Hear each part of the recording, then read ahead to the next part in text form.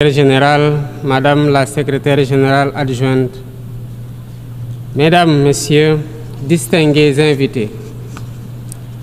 Avant tout propos, je voudrais saisir cette tribune pour saluer à nouveau la mémoire de mon compatriote, Amadou Makhtar Mbow, qui vient de nous quitter. Ancien directeur général de l'UNESCO de 1974 à 1987, il fut un homme d'État émérite et un fervent acteur panafricain de la lutte pour les indépendances. Je félicite M. Philomène Yang pour son élection à la présidence de cette Assemblée générale des Nations unies, ainsi que son prédécesseur pour sa contribution à la mise en œuvre de notre agenda commun. À travers vous, je formule mes vœux de succès dans la conduite de nos travaux. Je salue également l'engagement constant du secrétaire général Antonio Guterres, dont les efforts pour promouvoir la paix, la dignité humaine et le multilatéralisme sont plus que jamais nécessaires. Le Sénégal renouvelle son plein soutien à sa mission en ces temps de turbulence mondiale. En prenant la parole aujourd'hui, je suis habité d'une conviction profonde: l'unité dans la diversité est la clé pour garantir le développement durable et la dignité humaine pour tous, partout dans le monde. Ce thème de la présente session, qui guide nos discussions, nous invite à repenser nos responsabilités collectives et à nous assurer que les principes fondamentaux des Nations unies, définis il y a près de 8 décennies, continuent de porter la promesse d'un monde plus juste et plus équitable. Mesdames, Messieurs, nous vivons dans un monde troublé, où les principes de la Charte des Nations unies, qui prônent l'égalité, la justice et le respect des droits humains, sont chaque jour mis en mal. Les conflits s'étendent, les inégalités se creusent et les crises climatiques aggravent la vulnérabilité de millions de personnes à travers le monde. De surcroît, nous assistons à une remise en cause inquiétante du multilatéralisme, à un moment où l'humanité en a le plus besoin. Le monde doit se regarder en face, sans complaisance. Les valeurs que nous avons juré de défendre sont piétinées dans plusieurs régions du globe. Que l'on soit à Gaza, à Tel Aviv, à Dakar ou ailleurs, chaque être humain est porteur de cette égale dignité, une dignité qui transcende les frontières, les cultures et les appartenances religieuses. C'est notre devoir à tous de veiller à ce que cette dignité soit protégée et respectée pour chaque être humain, sans exception. Ce devoir est l'essence même des Nations unies. Pourtant, nous constatons chaque jour que le droit international, ciment de la paix mondiale, est souvent violé.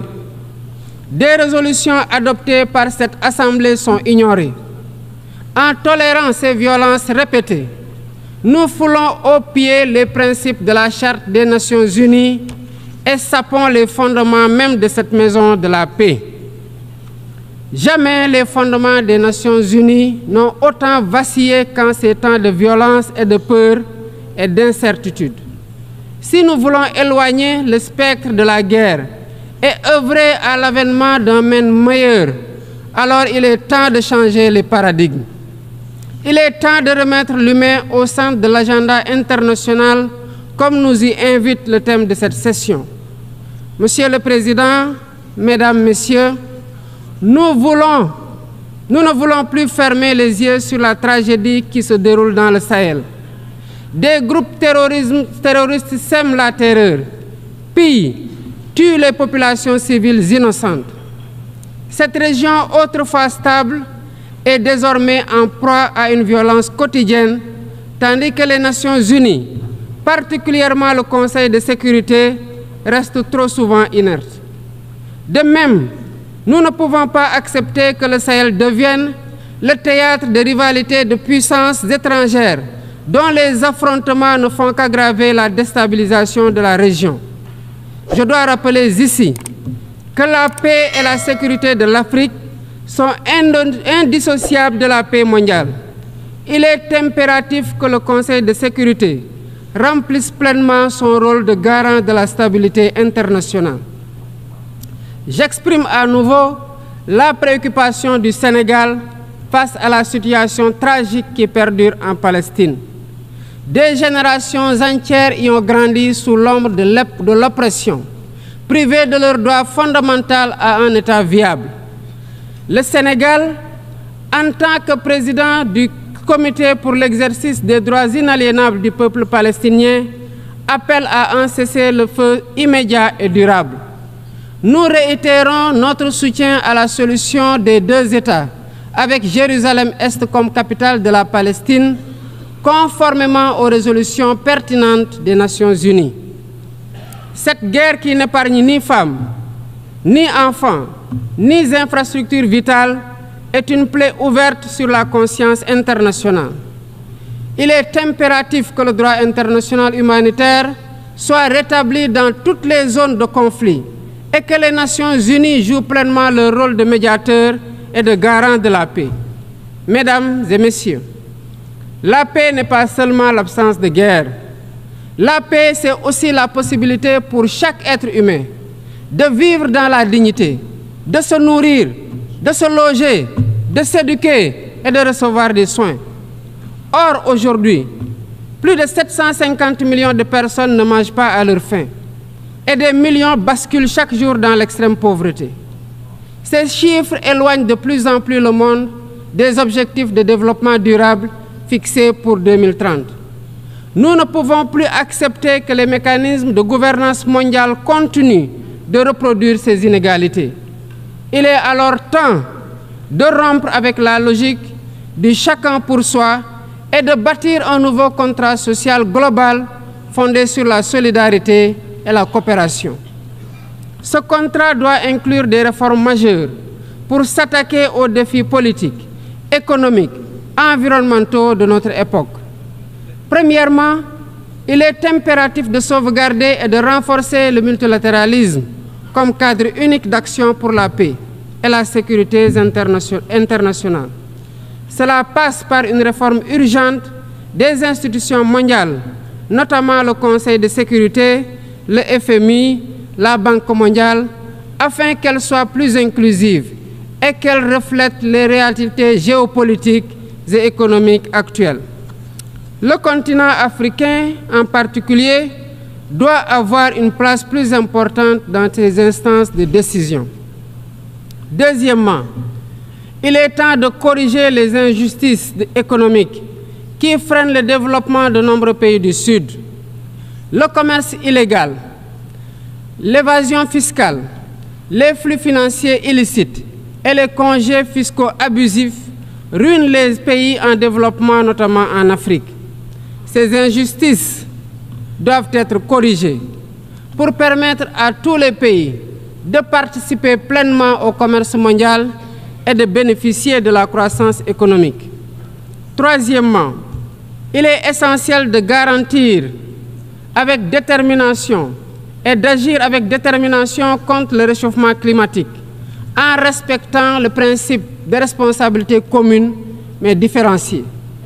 Les pays industrialisés responsables historiques des émissions massives de gaz à effet de serre doivent intensifier leurs efforts pour financer une transition énergétique juste et équitable qui ne pénalise pas les pays en développement.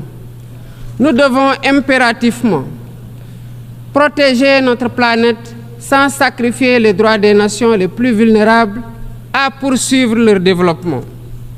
Quatrièmement, il est nécessaire de rompre avec toute tentative d'imposer des normes civilisationnelles unilatérales. Depuis son indépendance, le Sénégal a toujours défendu l'égale dignité des cultures et des civilisations. Et cette diversité doit continuer à être la base de la coexistence pacifique entre les peuples.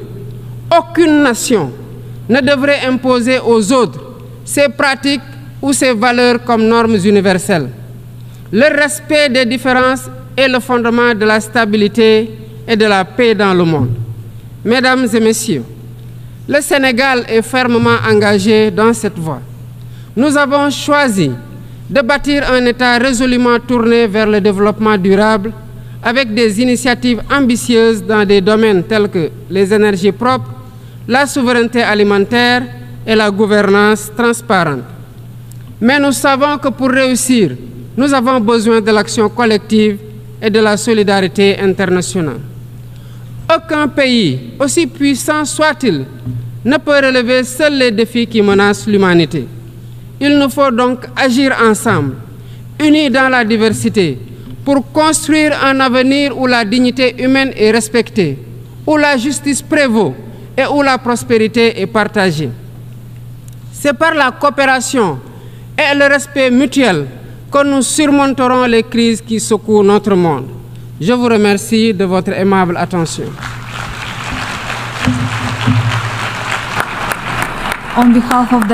Au nom de l'Assemblée, je remercie le président de la République du Sénégal.